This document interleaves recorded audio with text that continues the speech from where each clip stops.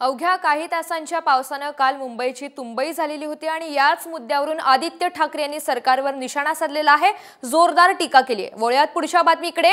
मुंबईमध्ये वक्फ विधेयकावरील संसदीय संयुक्त समितीच्या बैठकीमध्ये जोरदार खडाजंगी झाली आहे। गुलशन फाउंडेशन वक्फ विधेयकाचं समर्थन करत होते आणि याच वेळी कल्याण बॅनर्जी यांनी गुलशन फाउंडेशनला थांबवण्याचा प्रयत्न केला। यानंतर शिवसेना खासदार नरेश म्हस्के आणि टीएमसीचे कल्याण बॅनर्जी यांच्यामध्ये वाद झाला। यानंतर विरोधी पक्षाच्या नेत्यांनी सभात्याग केलाय। मी फक्त सपोर्ट करतो या बिलला म्हटल्यावर त्यांचा आवाज चढला होता।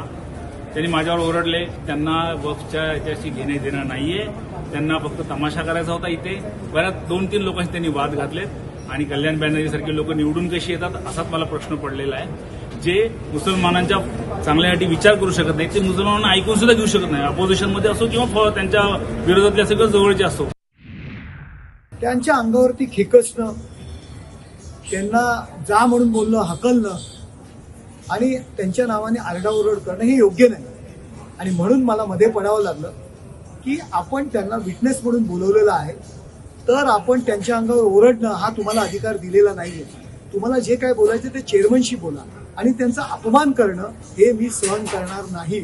आणि त्यांच्या अंगावर जर तुम्ही जात असाल तर तुमच्या अंगावर मी येईल।